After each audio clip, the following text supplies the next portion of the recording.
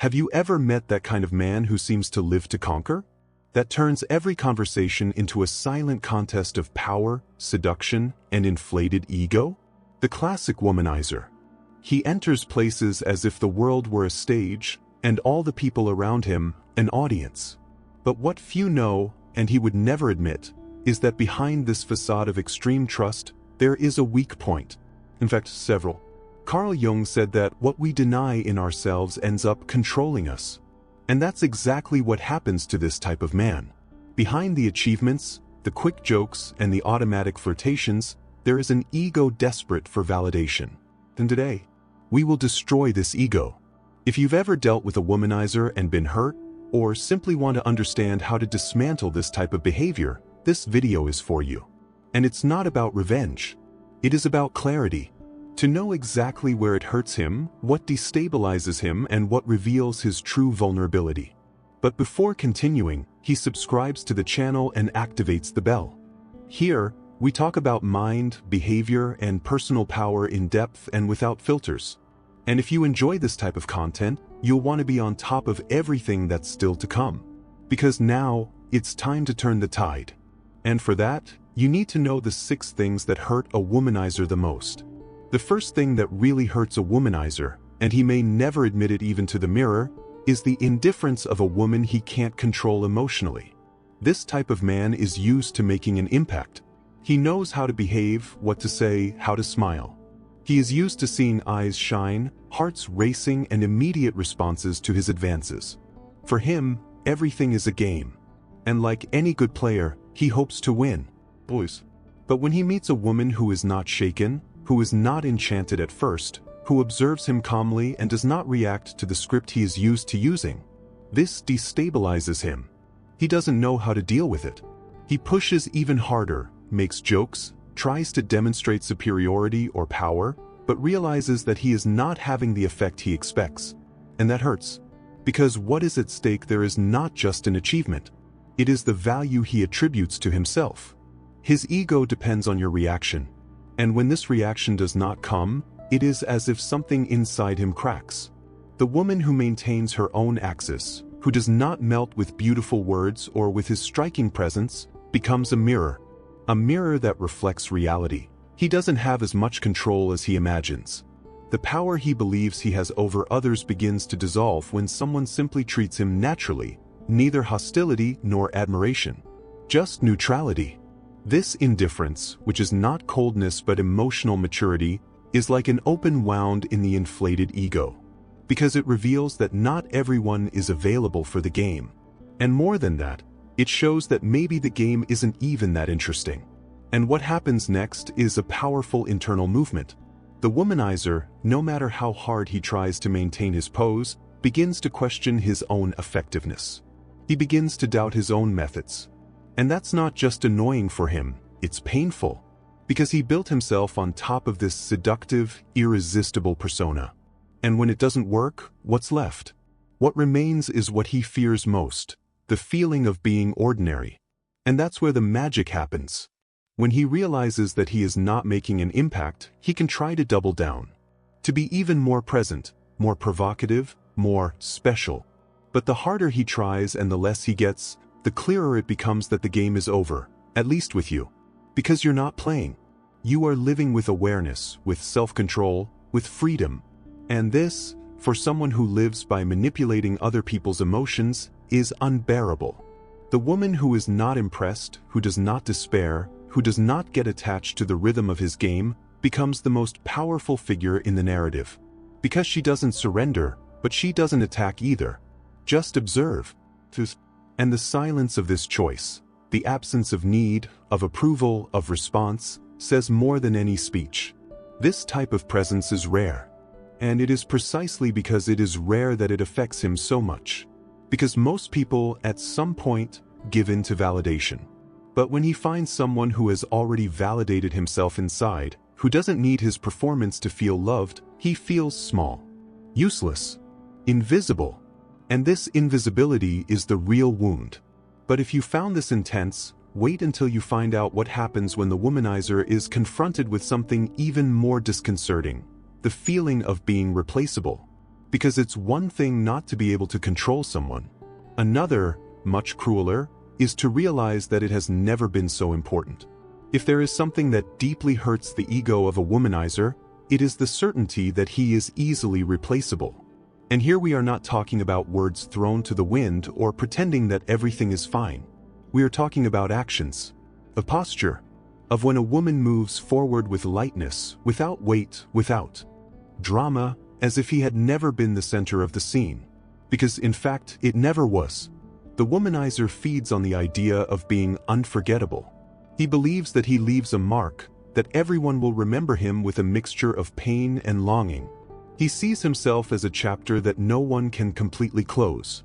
But when you realize that your presence has left no emptiness, not even noise, it strikes right into the heart of your inflated ego. He tries to come back, of course. He sends sporadic messages, reappears on social networks, compliments a photo, asks how you are. But what he really wants to know is, do you still miss him? And when the answer, even if silent, is no, his inner world collapses. Because for someone who measures their worth by their ability to make an impact, being forgotten is worse than being rejected. Rejection is still a type of attention. But oblivion? Forgetting is like being erased from someone's history. And more than that, it's realizing that you weren't as special as you thought. The pain is not only in the fact of being replaced, but in how it happens. When a woman reconstructs herself with elegance, when she doesn't touch his name again, when she finds pleasure in other connections, other places, other moments, all this reveals that he was just a passage. And that's the biggest blow to someone who wanted to be the brand. He may even try to rationalize. You can tell yourself that you're faking it, that it's just pride, that deep down you still think about it. But the way you live belies everything. His peace, his lightness, the sparkle in his eyes when he talks about other experiences, all this dismantles his fantasy. And here's the most powerful part. It's not about replacing with someone else. It's about filling yourself with yourself. When a woman rediscovers her centrality, she doesn't need anyone to prove that she is worthy of love. And this deeply frightens the womanizer, because he is used to people who lack themselves, who put him on a pedestal for lack of self-knowledge. But when you become whole, he realizes that not only has he been replaced, he has been overcome. And there is a big difference between someone who is exchanged for another, and someone who is left behind by someone who has evolved. This second scenario hurts him much more, because it reveals a raw truth. He was part of a version of himself that no longer exists. The woman he met may have admired him. Maybe he even suffered. But the woman you are today no longer accepts this kind of dynamic. And when he realizes this, he understands, even if he doesn't verbalize it, that there is no more room for him in his story. This is brutal for his ego because it puts him in the place he fears the most, that of being just another one. And if that already seems painful, the next wound goes even deeper. Because there is something that no womanizer can stand, and many do not even know how to identify it right away. That's when he is faced with his own reflection, with the truth he tries to hide the most, revealed by someone who sees him beyond the mask. Because nothing hurts more than being seen from the inside. No defenses, no character, no control. Nothing hurts a womanizer more than being seen from the inside, with all their flaws exposed. This is because, deep down, everything he built around him, the charm, the security, the presence, serves to hide something much more fragile, the fear of not being enough. He has learned to manipulate the image he projects. He knows exactly how to show himself confident, desirable, and unattainable. It's almost a refined performance. But every mask has a duration limit. And sooner or later, someone appears who is not enchanted by the acting, but rather sees the actor behind the role. This is a deep wound, because the womanizer is not used to being read in depth. He lives surrounded by superficial relationships, where he dominates the game because he controls the level of delivery. When he realizes that someone perceives him beyond the surface, that he sees his contradictions, his insecurities, and even the void he tries to fill with achievements, the armor begins to crack. This direct, silent, effortless reading scares you more than any confrontation, because he knows how to deal with screaming, jealousy, drama. But he doesn't know what to do when he is seen with compassion, without idolatry and without fear. This completely disarms him. Being truly seen means that he has nowhere else to run. It means that the old script no longer works. What has always worked, charm, insistence, intermittent attention, completely loses its effect in front of someone who is not distracted by the stage lights. And worse, being seen clearly reveals that he is much less complex than he tries to seem. That behind all vanity there is a boy who has not learned to deal with rejection, who uses the desire of others as a shield not to face his own emptiness. This is painful. And the reason is simple. He spends his life avoiding this mirror. But when he finds a woman who is not deluded, who does not need him to feel complete, this mirror becomes inevitable. You don't judge him. She does not confront him with anger. He just sees it. And this vision by itself deconstructs it. He begins to get lost in doubts that he never had the courage to face. Does anyone really love me, or just the version I've created of myself? Am I wanted, or just well-trained to look desirable? Will anyone still stay if I stop acting?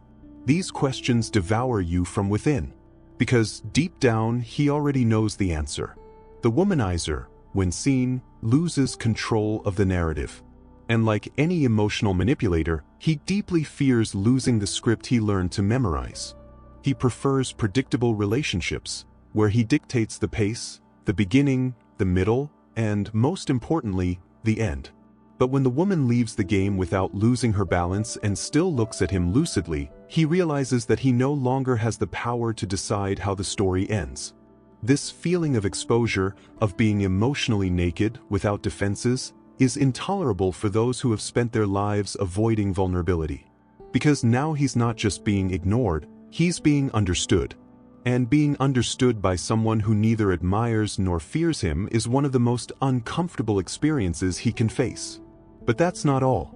Because if being seen is already a shock, being discarded before you can even show your best side, the one he uses so much to trap, confuse, and seduce, is what really starts to dismantle everything. In the next part, you will understand how this anticipation, this cut before the climax, can hurt more than any direct rejection. Because nothing shakes a narcissistic ego more than losing the chance to be desired in one's own time. If there's one thing that really hurts a womanizer's ego, it's being discarded before you even get on the scene completely. And this has nothing to do with female pride or power games. It has to do with a kind of breakup that breaks the cycle of seduction at the very moment when he is about to take over. The womanizer works with a formula. He starts light, involves little by little, offers controlled doses of attention, mixed with insinuations and unspoken promises. He doesn't give everything away at once.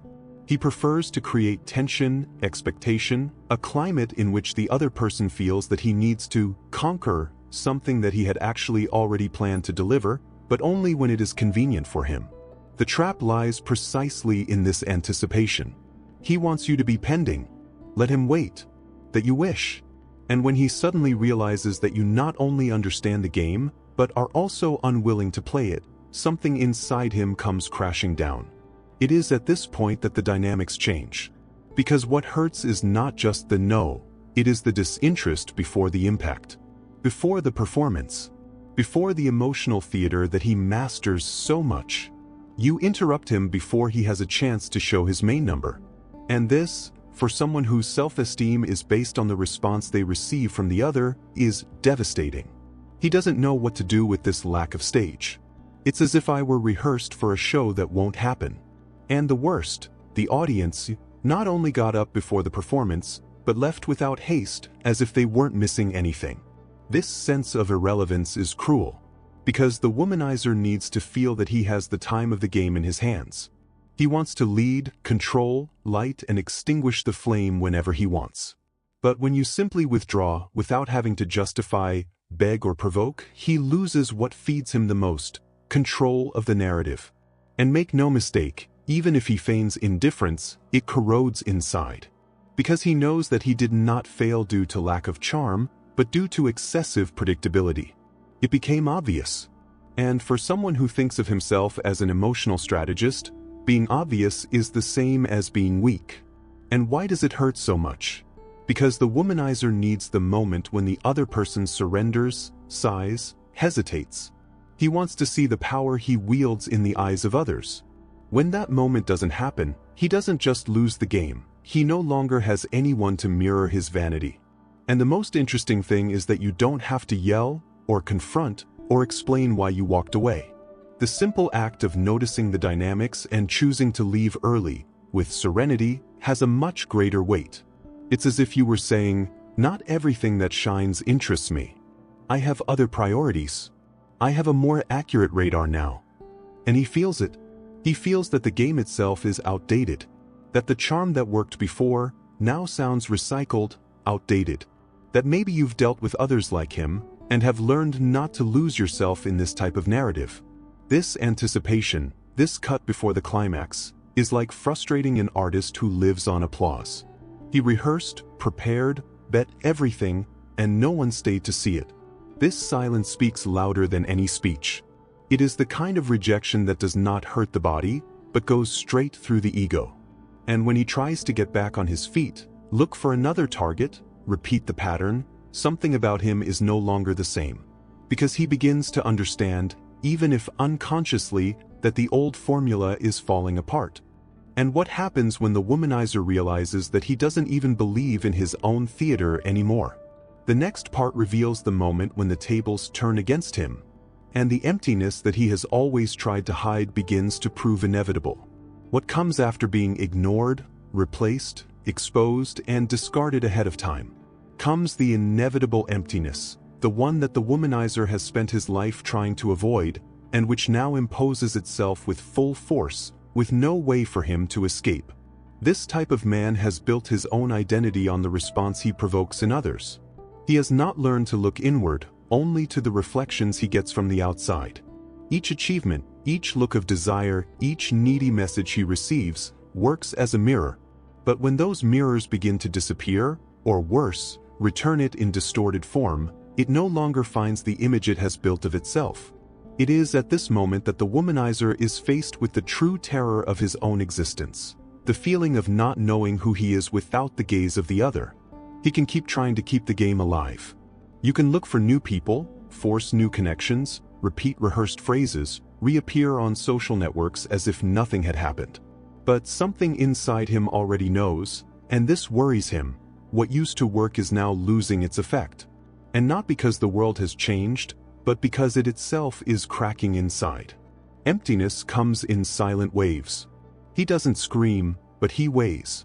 It appears when he is alone, after another night that should be memorable, but left no trace. He begins to feel that he is not being remembered, and worse, that he may never have really been known. This emptiness is not romantic, nor poetic. It is existential. And it arises because every identity based on external achievement is doomed to collapse when the audience leaves. And it always goes away. He feels that he is tired, but he does not know what. He feels that he is surrounded by people, but he is still alone. And as much as he tries to maintain the pose, the truth begins to overflow. He is becoming a repetitive character even for himself. It is at this point that the cycle breaks. Because what sustained him was not self-love, but applause. And when the applause ceases, it has no basis.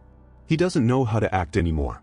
And what starts out as a nuisance becomes a crisis. Some womanizers at this moment go into denial. They become more intense, more insistent, more caricatured. But others, those with a modicum of conscience, are beginning to wonder, why is all this no longer enough? Why, even though he has what he always wanted, he still feels so lost? And this question, although painful, can be the beginning of a real transformation. Because what this man needs, in fact, is not more games, more bodies, more validation. He needs to face himself without filters. Recognizing that it was never love that I was looking for, it was distraction. It was anesthesia for the fear of not being loved when he was vulnerable, imperfect, human. This is the moment when the tables turn. Not because of anyone. Not because of a specific rejection, but because the mirror he avoided the most finally appeared. And in front of him, there is no longer any way to maintain the illusion. The womanizer who gets to this point in the journey The point where emptiness screams louder than any praise has only two options: sink into repetition or start rebuilding.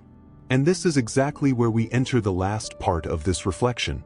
Because behind every wounded ego, every pain disguised as pride, there is an even deeper wound, the one that was opened long before the first game of seduction began. In conclusion, we will explore the root of it all, the psychological and emotional origin that Carl Jung helps us understand. And perhaps, by looking at this origin, the womanizer will finally discover what he has always tried to find in other people, but never had the courage to search within himself. In the end, what really destroys a womanizer's ego is not occasional rejections, nor strategic silences. What hurts him deeply is being placed in front of himself, without distractions, without control, without an audience. And it is at this point, where the theater ends and the man finds himself alone on the empty stage, that the truest opportunity for transformation arises. Carl Jung said that what we deny in ourselves ends up manifesting itself as destiny. And the womanizer is, in essence, someone in denial. He denies his own vulnerability, the fear of abandonment, the legitimate desire to be loved for who he is and not for what he represents. He builds a mask, seductive, confident, dominant, to hide a wounded boy, often trapped in emotional patterns that emerged long before his love life began. But the unconscious has its way of making itself heard. And when the games start to fail, when the enchantment stops working, when women stop reacting as he expects, what emerges is what has always been there. The inner emptiness, the self-abandonment, the unresolved emotional helplessness. The real pain of a womanizer is not losing a specific woman. It is to lose the power to manipulate one's own reflection. It is no longer being able to see yourself as he would like to be seen. And this pain, while brutal, is also a rare chance. Because only when the illusion breaks can the reconstruction begin. And here's the key point: not all destruction is negative. Sometimes the ego needs to be wounded so that the real self can finally emerge. And that self, stripped of the masks, has the chance to find something that no fleeting achievement can offer: genuine connection. With others, yes, but mainly with himself. Jung also reminds us that we do not become enlightened by imagining figures of light, but rather by making darkness conscious. And that's exactly what happens when a womanizer loses control of the game. He is forced to look at his own shadow, that part he has always avoided, that he has tried to hide under layers of charm, irony, and false security. The pain of this encounter can be the beginning of something much bigger. Because only those who touch their own abyss have the chance to be reborn with depth. No longer as someone who seeks to collect the hearts of others to feel whole, but as someone who knows himself enough to love and be loved with truth. In the end, destroying a womanizer's ego is not an act of revenge. It is an inevitable process of revelation. A broken mirror that shows what has always been behind the idealized image. And those who manage to cross this mirror, no matter how difficult it may be, find on the other side not the end of an era, but the beginning of themselves. This is the point where the script ends, not with defeat, but with the seed of a possible cure. Because every ego that bleeds reveals the wound. And every wound, when touched with truth, can finally begin to heal.